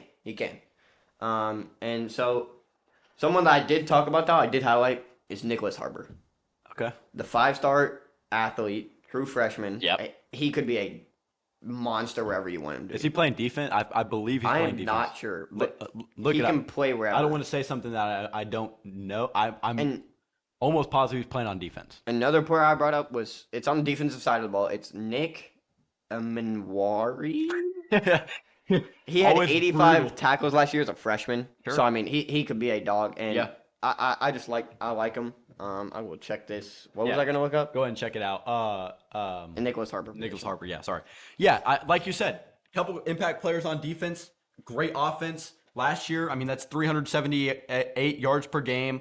Fun offense. They had 118 rush yards per game last year. Obviously, Marshawn Lloyd is now a USC Trojan, and so like you said, Juju McDowell definitely gonna have to step into that role. And no doubt about it. Started his career wide receiver. Okay, there you go. Oh my That goodness. could be- Oh my goodness, Ben Clay. South Carolina, Nicholas Harbor, Juice Wells. I couldn't remember. I knew he kind of flipped back and forth. Obviously, athletes are kind of hard to keep up with, He but played tight end and defensive end. yeah, in high school, he's 6'5", right? He's Like 6'3". 6'5". 6'5", 230. Yeah, I was about to say he's like 6'6" or something. You know, I will say I've been putting on some pounds. There we go. Ben Clay adding some pounds.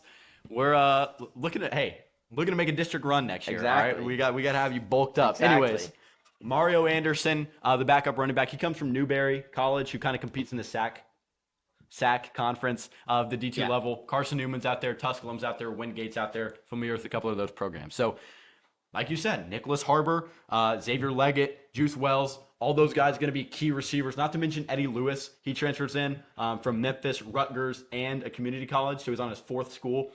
Nonetheless, bring a good slot presence, 6 foot tall, 185 pounds on his fourth school. Though. They did what they had to with the receivers. Sure. They brought in 2 4-star transfer tight ends. Yep. And Joshua Simon and Trey Knox. Trey Knox is going to be a beast. Out Yep. of Arkansas. Yeah. Had a solid quality play over there. Yeah. And so Spencer Rattler, every time he's had the weapons. Yeah, I agree. It's what he can do with them. And we've seen good, we've seen bad, we've seen Spencer Ugly. Rattler. Sure. So it really depends. The offense really sets the tone for this team. Yeah. And so I'm looking forward to see what they do. Yeah, Trey Knox, 440 receiving yards, 6 touchdowns. He's versatile, can block, big frame. I like him. Defensively, bring in a couple of transfers. Shout out Last Chance U. They got East Mississippi Community College defensive lineman Elijah Davis to make an impact. Jerron And Willis Rattler. from Ole Miss and Jadius Greer from Syracuse. Both guys are going to have to prove themselves. Going to have to replace Cam Smith. My guy to do it, Oh, yeah. O'Donnell Fortune. Played 9 games, 16 tackles, 2 interceptions. He got a lot of rip in the Outback Bowl against Notre Dame in 2022. Had a pretty good impact. So Cam Smith going to have to be replaced. They got a couple key pieces up front. Expectations for the South Carolina Gamecock football team. People shouldn't be overhyping this team, right? They're raising the expectations too high for this football team. I think the expectations need to be lowered so then you can exceed them, right? I like Beamer Ball. I like what they're doing. Don't get too high on this team. Don't get too low on them, right? Solid team, did a lot through the portal. Rattler needs to prove himself a little further for me to believe in this team further. And look, 8 wins isn't bad. You got a good recruiting class. I think Shane Beamer's 99%. You know, in NCAA football 14, they'll have a meter on how safe your job is. I would say Shane Beamer's probably like 96% safe. Yeah, he should be solid. People in And, Columbia love him, and I don't think there's any problems keeping him around. So, You know, South Carolina, number 4 team in the SEC. Ben, you before we get to number 3, 2, and you 1. were talking about someone who will have to step up for Cam Smith. Marcellus Dial last year, 6 picks, 12 pass deflections. I don't even know if that's stepping up for Cam Smith. I think that's just him being a friggin' dog. He was and better than continuing Cam what he's Smith. doing. Sure, yeah. So corners, they really like these SEC teams. They're so good at having someone ready. Yeah. You know, like they know you lose Cam Smith, you lose Jalen Carter. Those players, it doesn't matter. You get a solid player right next up to them. Yeah. All right, well, here we go again, not being able to find the. I think we can all guess who this one team will be, unless it's Kentucky or no, unless it's Tennessee. You're not putting Tennessee right there, Yeah, we can all guess who it is, but I got to go up here Mr. Barryon Brown himself. unless I didn't say it. Is it not Barryon Brown? Maybe. It has to be. No, that's just a picture. You just found Barryon Brown. So look, Kentucky's ceiling. I have them going. All right, ceiling 9-3, floor 5-7. I do have the Wildcats going 7-5. That's here. You know, I'm gonna There we go. wait for the edit for edit Drew. We're gonna restart. We're going to restart. Ceiling 9-3, floor 5-7, prediction 7-5. Okay. I've got wins against Ball State, Eastern Kentucky, Akron, Florida, Missouri, Mississippi State, and Louisville. So you technically have South Carolina finishing above Kentucky in your personal SEC Yes, ranking. I do. Okay. Lost to Bama, Sorry. Georgia, Tennessee, Vandy, and South Carolina. Okay. Personally, I don't think they lose to Vanderbilt. I'm just saying. Me personally. Wins, Eastern Kentucky, Akron, Ball State, Vanderbilt, Florida, Miss State, Louisville, Missouri. I got them going 8-4. Okay, ceiling 10-2, floor 4-8, prediction 8-4 officially for this Kentucky Wildcat football team. Losses: Tennessee, Georgia, Alabama, South Carolina. Toss-ups against Miss State, Louisville, Missouri, and South Carolina. I think Louisville, depending on how good they are under Jeff Brom, could be a team to beat them, and I think Miss State could be a team to beat them. So look, that's why I have their floor at 4-8. A lot of unprovens. I don't think Devin Leary allows a football team to go 4-8 personally, but a lot of things to prove. Like I said, Devin Leary, absolute freaking grown man, right? When I talked to a couple insiders from Kentucky, they run a podcast. I was actually in Lexington, so that was quite the experience. But anyways, they have the belief that Devin Leary could be a better college QB by the end of his time than Will Levis, and I wholeheartedly agree. Right, this guy's a grown man. 35 touchdowns, 5 interceptions. The last season he was healthy at NC State. Even last year, before he got hurt, 11 touchdowns, 4 interceptions, over 1,000 yards. So this guy could really take Kentucky to the promised land, like you see there on your screen, Ben. I think I have met the guy, at least. Barryon Brown from Nashville, Tennessee. Freaking Pearl Cone. Stand up. Firebird. For life, I'm not. He No, is. you're not. Yeah. I'm not. He is. But no, Ray Davis comes in from Vanderbilt. I think you've got a couple guys to help hold you over for a year and then kind of get these young guys in here, and Mark Stoops can kind of ramp up the younger underclassmen. But for right now, you kind of got to go with you got. Devin Leary, Ray Davis, couple veteran guys out of the portal to hold this team over, get some right now success, not at the highest level, but at a decent level to set yourself up for success. Yeah, and I kind of said the same thing. Where like they brought in the pieces from their portal and recruiting. They brought in 5 transfer O linemen, Ray Davis and Devin Leary. Yeah. They did their job. Yeah. And so I mean, you keep players like Barryon Brown, like you said, Dane Key, beast. who they will have their time to shine. Yeah. And so they are capable of breaking out. But I did say they need to build a bond. Yeah. You are bringing in you'll probably have 4 new starting O linemen, 3 or 4 new starting O linemen, a new starting halfback, and a new quarterback. Yeah. That is a lot you have to reset, and it will take time to connect. And that's really why I have them going 7-5. Is like, it's a team that hasn't played much together. Yeah. And the defense, they need to be better. Yeah, I think a lot of people are sleeping on Kentucky. Personally, I don't think a lot of people know how good Devin Leary was, Ben. He was a monster. Like, I don't 5 interceptions in a season with 35 touchdowns. Yeah. Like that is top 10 in the country. Yeah. Type of quarterback play. If Kentucky can get that, who knows where they can go, right? Like you said, Dane Key, Barryon Brown. You also got Tavion Robinson, who's got flash-like speed in the slot, who should be good. You also touched on it. 2 starting offensive linemen through the fan sites, projected depth charts and all that stuff. Again, it's offseason, digging deep. But Cortland Ford from USC and Marquez Cox, the left tackle from Northern Illinois, they're 2 guys expected to step in and start from the portal. Offensive line last year took a little bit of a step back. Right, if you watch Kentucky football, listen to Kentucky podcasts, that big blue wall that they've talked about at UK for so long kind of took a step back last season. I know that was a little bit of a disappointment for Mark Stoops and really the fan base in general. I think you should be moving in the right direction. Got a couple guys up front from the portal, and Yeah, 2 transfers out in the secondary, Ben. Let's get to the freaking defense here because this is kind of where Kentucky's going to have to make their money, right? They're going to have to make their money. John Queese Hardaway, the sophomore DB from Cincinnati, transfers over, and Jansen Dunn, the DB from Ohio State. Both solid options, Power 5 experience out of Jansen Dunn at OSU, under a guy in Jim Leonard who really knows what he's talking about at Ohio State. I think you come into Kentucky, the defense is going to have to be good.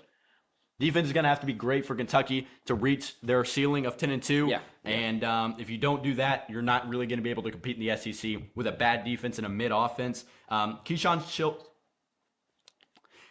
Silver of UNC expected to make a pretty good impact. 6'6", 348. He is sorry. Keyshawn Silver expected to make an impact. Deion Walker, 6'6", 348, one of those guys that's kind of the new favorite to be a top draft pick out of Kentucky on the defensive side of the ball. And look, overall solid team.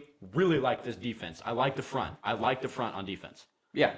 And it's something where like they are developing well. Yeah. And it's something where they're good at getting the players and then making sure they develop well. And it's something where this defense they need to develop. Yeah. And like you're saying, the defense will have to play good.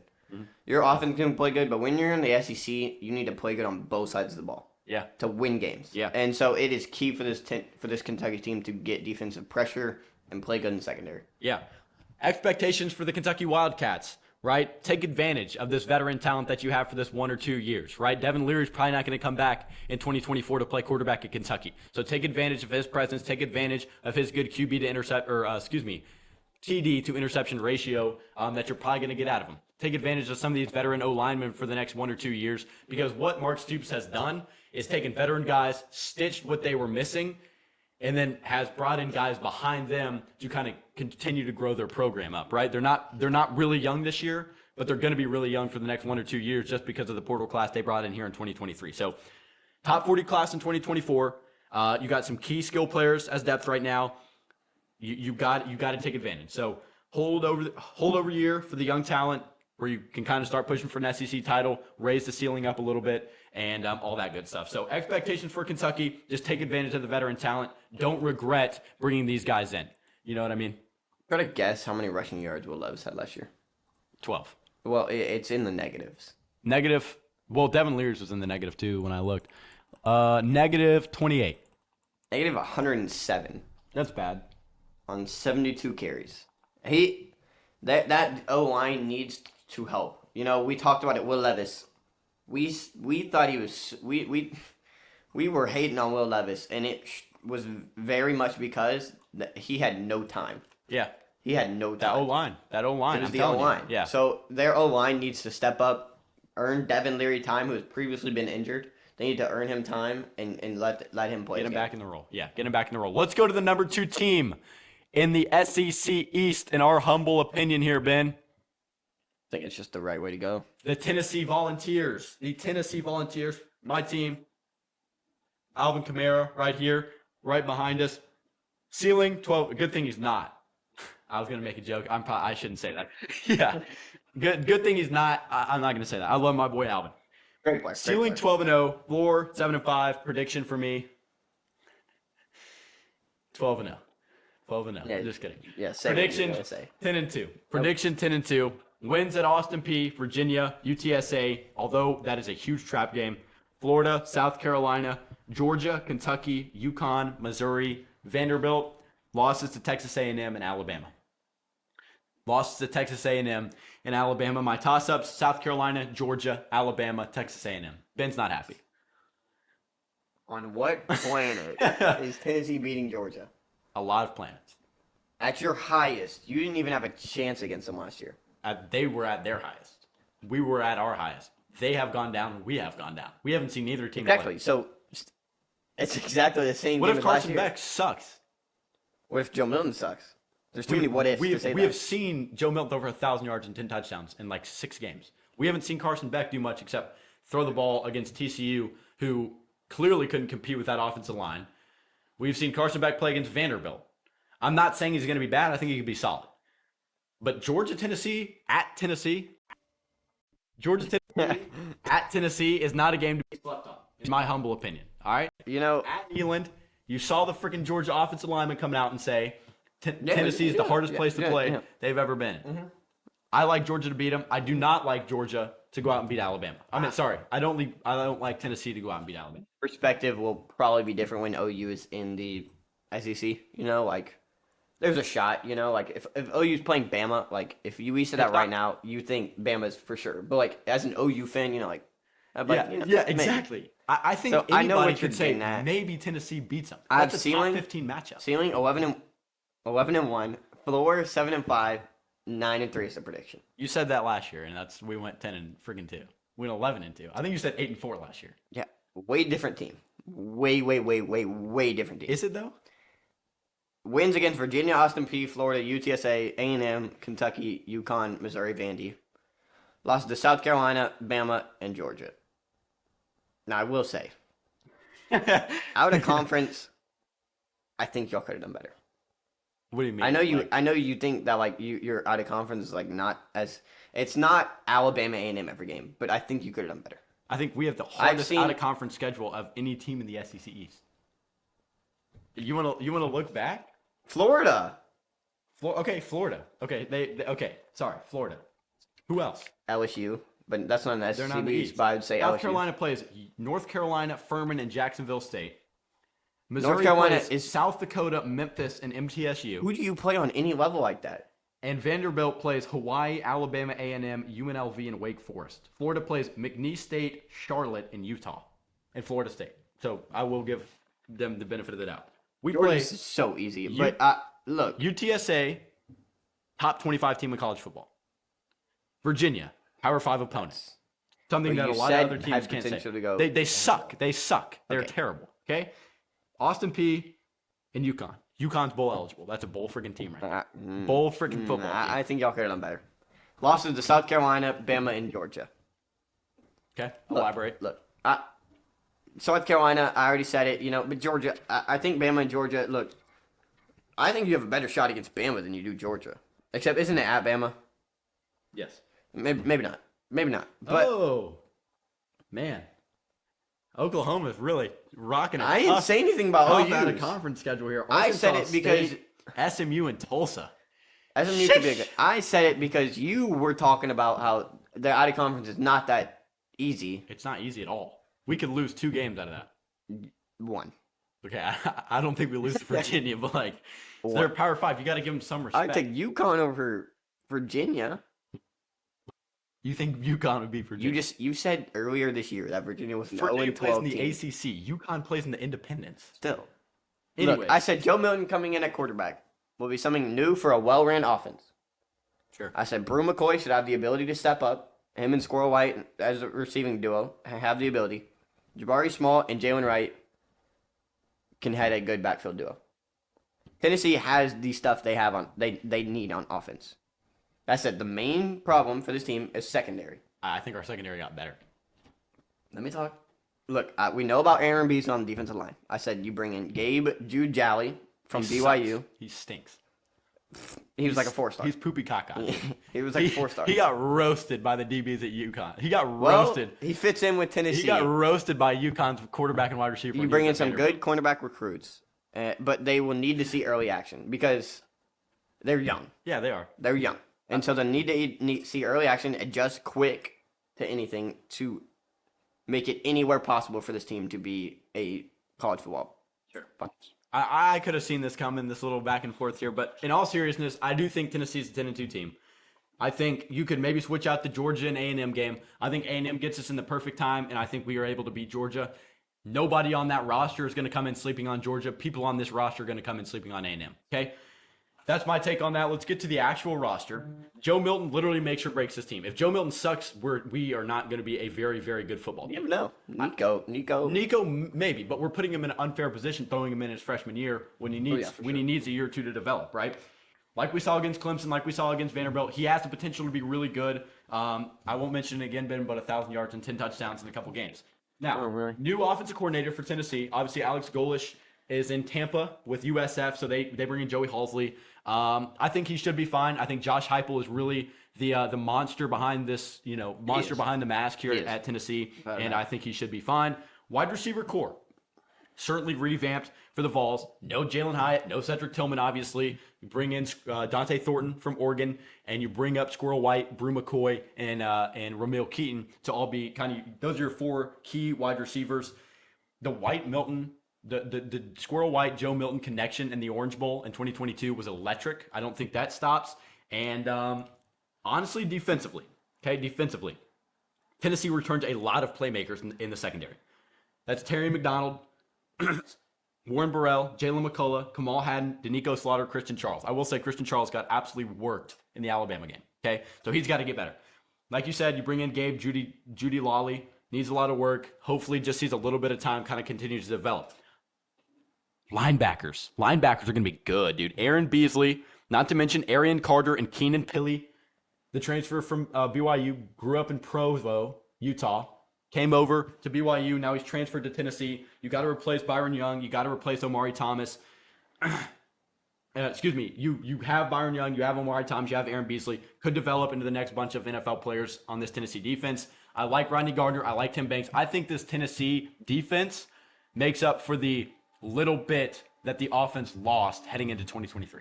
You know, that's fair to say. Like I think Arian Carter could be a serious playmaker for Tennessee as a true freshman, just down the road from us in Smyrna. Like, I understand what you're saying, where you lose that type of stuff on offense, but you gain it on defense. Sure. But I don't know if it is a pin-win, we're going to beat Georgia team. I don't know. Maybe not. I also think in a college, pin-win, we're going to beat every team but Bama and Georgia team. I could respect that. My take on this, especially Tennessee and especially a lot of other teams, but Tennessee specifically because I've seen them play for 12 years, right? Maybe 11, okay? Tennessee is a team that it doesn't matter. You could face off against the freaking Lady Wolverines, all right? And that's like a 9U Pee Wee football team.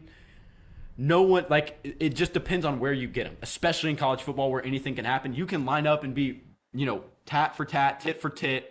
Freaking, you're better than this team on the depth chart on paper, and it doesn't matter, right? It's college football. So I think a lot of that you have to take into account when doing these predictions. Is Tennessee a better football team than Georgia up and down? Probably not talent-wise, but you get them at a good time. Is A&M better than Tennessee talent-wise? They're probably about even. I would say A&M probably's got a couple guys with more raw talent. So, it just is all depends on where you get them. Offensive line, returns a couple starters. Cooper Mays, Javante Spraggins, Gerald Mincy all return. Ollie Lane, a returning player. And you get John Campbell Jr. from Miami, who played in 18 games. I want to say, 18 career games at Miami in 3 years. So, expectations, okay? Expectation for the Tennessee Volunteers, play to the highest potential possible.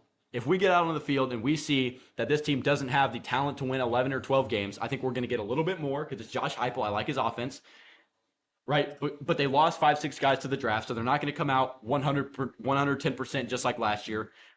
However much talent this team actually has to be milked. You've got to get as much talent out of this team as you can and get the best of this group. I don't think fans will be too mad. 8, 9, 10 wins should be expected from Tennessee. Good offense will always be expected. Anything else, closing takes on Tennessee, forget the big dog in the SEC East. Answer this honestly. Okay. Do you think there is any bit of bias in your take? Any bit of bias? I think no. I don't know about bias of me wanting to win, like me wanting to put Tennessee because I'm a fan. I think the bias comes where I've seen this Tennessee team play, and a lot of people that are talking about Tennessee haven't seen guys like Omari Thomas on the defensive line, right? A lot of people aren't going to expect him to be really, really good. I think he could be really, really good, right? I believe in this defense a little bit more because I've seen these guys play for 5 years. I believe in Warren Burrell because I've seen him play since he was a freshman, sophomore, whenever he got his first reps. So I am a little bit leaning toward him just because I've seen him play so much. So I probably believe in the team a little bit more. I feel like I know probably a little bit more, just because I believe in these guys who have been here for a while. You know what I mean? It's weird for me because in the past, I'm gonna Tennessee fans. Plug up this freaking camera. Please do it. Look, the Tennessee fans, if you're in a situation like this, you are thinking worse on the team. Tennessee fans, after having a good year, you are thinking better on the team. So it's an interesting kind of whatever here where the tides have turned where you think I've known Drew. Drew was ready for Tennessee to lose to Vandy last year. Okay, he was ready for it. with Joe Milton at quarterback. Let me add. And it's interesting how the concept has changed to where now Joe Milton gets you 10 wins. So I just think it's interesting. We'll keep an eye out on him. We'll keep an eye out. Certainly keep an eye out, and we may have to roll this clip a few times, which could come back to bite me in the butt. But we will move on. Or me, Sure. 10-2 team. Sure. Number 1 team in the SEC East, the Georgia Bulldogs. I'm going to get this up on the screen, Ben. Go ahead. Give me your predictions to close out episode 52 of the pod. Ceiling, I have 12-0. Sure. Floor, I have 10-2. Okay. My prediction is 11-1. Okay. My wins against, I have all 12 teams. My losses, I have not sure. I don't know who is going to end up beating this Georgia team, but I think they will lose the game. I literally losses to. I wrote not sure. It's not Tennessee. I think it will be a Missouri, a Florida, a team like that, an Ole Miss, where it's like, okay, let's play a bit more laxed here. Sure. But I think Georgia does lose the game. I think. I've got ceiling 12-0. I agree with you there, Ben. Floor 9-3. Prediction 11-1. Wins against Ball State, UT Martin, South Carolina, UAB, Auburn, Vanderbilt, Kentucky, Florida, all those. Losses, Tennessee. Toss-ups, Tennessee, maybe Ole Miss and South Carolina. I'm not 100% sure Tennessee goes and wins that game. Got to spice it up a little bit. Got to spice it up on episode 52. Yeah. Just like you saying Quinn Ewers is going to get benched. You got to spice it up. It was a hot take segment. Tennessee on a hot take segment. Okay, buddy. Don't worry about Carson you're Beck. going to I know I kind of stretched a little bit. Don't worry about Carson Beck, right? I think Carson Beck's going to be a solid QB. I think he could potentially end up being one of the better quarterbacks in college football and a guy who ends up being drafted pretty high in the NFL draft. Proved his worth in limited reps in 2022, and I think Kirby Smart has got full confidence in him. Running back room is absolutely, I have it in all caps right here, stacked. Kendall Milton, Dewan Edwards, and your guy, Ben. Branson Robinson could be one of the better running back rooms. He's never been my guy. But when we talked about him, when you were having a freaking my head was like melting. Yeah, a meltdown on the national championship live stream. You loved him. So one of the better rooms in the entire SEC. All nasty wide receiver targets as well. Very versatile out of the backfield. Tight end room, absolutely nasty. I'm going to say nasty a lot in this Georgia segment because this team is so good. It's fair. Brock Bowers, top 3 player in college football right now. Lawson Lucky, Oscar Delp, 2 guys, underclassmen, serious competitors at the tight end spot. Raising them up right. Kirby Smart sure is, Ben. Right, and I said Carson Beck coming as a new quarterback. Everyone will have to adjust to on the team. Yep. Just like you talked about Brock Bowers. He's only played with Stetson Bennett. Yeah, true. New quarterback. We're going to see how that happens. The connection over there. I said they bring in a absolutely stellar recruiting class. I don't even great recruiting class, number 2 in the nation. You also bring in transfers such as Dominic Lovett, Ra Thomas. We talked about. Yeah. And I also said the running back room is beastly. But you say all this and you're like, oh, they also have the best tight end in the country. Sure. It's like sure. they have everything they need. And a good defense, right? And one of the better coaches in college football. Probably top Number 3. Number 2. Top Number 3 2. and he's not 3. Yeah. Yeah, there you go. And I would defensively, they lose people. You lose Nolan Smith, Keely Ringo, Christopher Smith, Jalen Carter. Yeah. But it's Georgia. You also bring back Malachi Starks and what's his name? Board.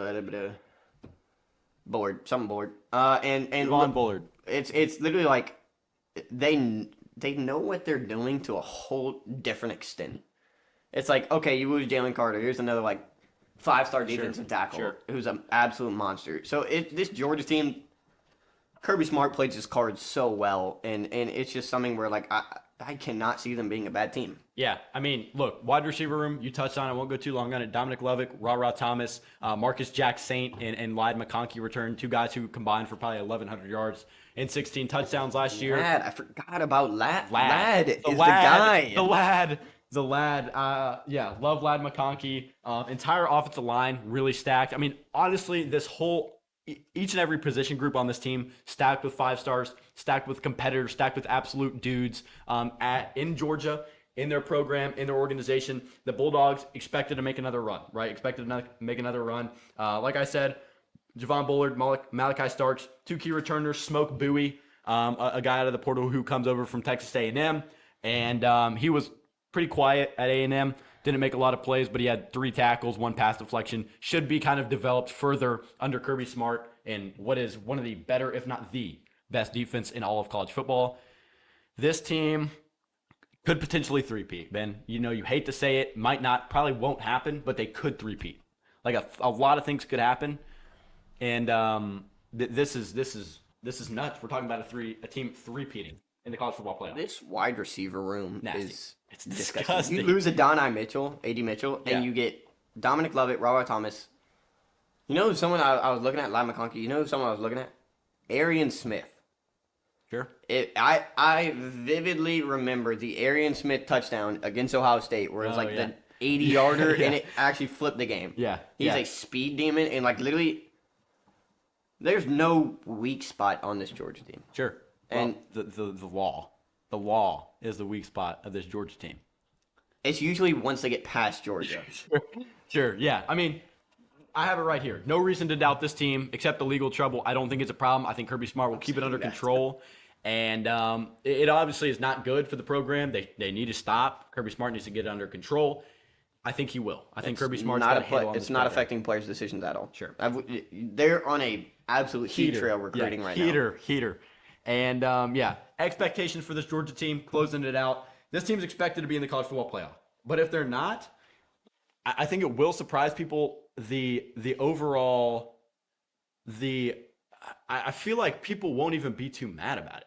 Like if they're I'm not in the not. college football playoff, maybe Georgia fans will be upset. I think a lot of people will be like, man, like I wouldn't, a three-peat would be nasty. Like you can't expect a three-peat coming into a season. You're bound to be let down. And I think Georgia's expectations are so high in winning the national title 2 years in a row, which they should. They should expect the college football playoff this year because that's how good they are. I don't think you expect a three-peat. I think you're happy. I think you're friggin' ecstatic with a three-peat, right? Yeah. Because it definitely has potential to Yeah. happen. But this team expected to be really good. I think UGA heads back to the college football playoff. I think this team is really, really good. No reason this team shouldn't head back to the college football playoff, make a run in the SEC once again. I will give something that I think I'm gonna say. I think Georgia makes the playoffs and loses in one of the 2 games. I would agree with that. I think if I think that happens. I don't know if we were. I gonna, think Carson Beck is not a I will go out and win this game for you game, and he like Stetson Bennett. Yeah, take over. I know like people hate on him. He was a key piece to that Ohio State game. And I think one of the things about Georgia is a lot of people have been loading up for this year. Michigan loaded up for 2023, right? They got a lot of guys graduating. Michigan team. USC loaded up for 2023. They got a lot of guys graduating, right? You even bring in FSU. They have loaded up for this season, right? Ohio State, really talented across the board. It's tough. It's a really stacked college football landscape this season. So for Georgia to go out and make the college football playoff, you're still on the right track, Georgia fans.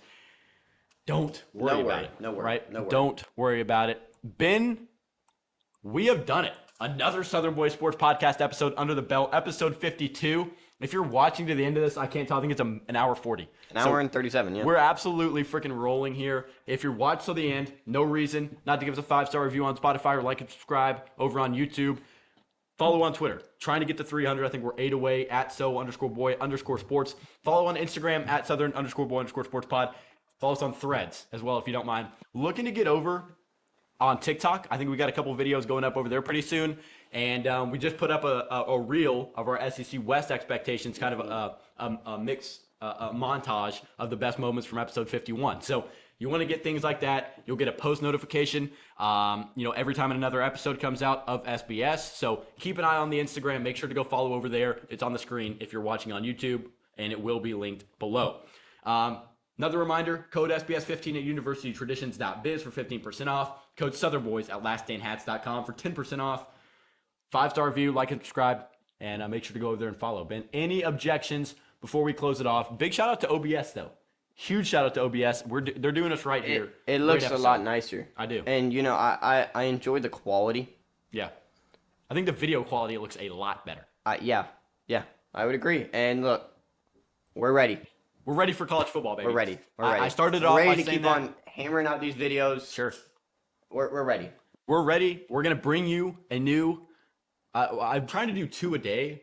I feel like that's slowing down production of one of the videos and the other videos kind of thriving, the individual team videos. So I don't know. We'll figure out a formula. We'll get the individual videos. If you're a Kentucky fan, your video will be up on YouTube and for every team in the SEC East. So make sure to go show those some love like you have been doing. And if you're a new viewer, we appreciate the subscriptions. We gained like 10 subscriptions, right? So a lot of things to keep building up to. I think we're at 25 right now, kind of just getting off the ground on YouTube. So keep subscribing. We're gonna have you covered. To college football season, we're gonna have you freaking covered. We're locked in. We're bringing in Big Ten predictions. We got Billy Derrick to talk SEC Media Days on episode 53. Something to look forward to. We got you covered. Like, subscribe, follow, do all of that stuff. Been any objections? No. Same time, same place next week. See you, boys.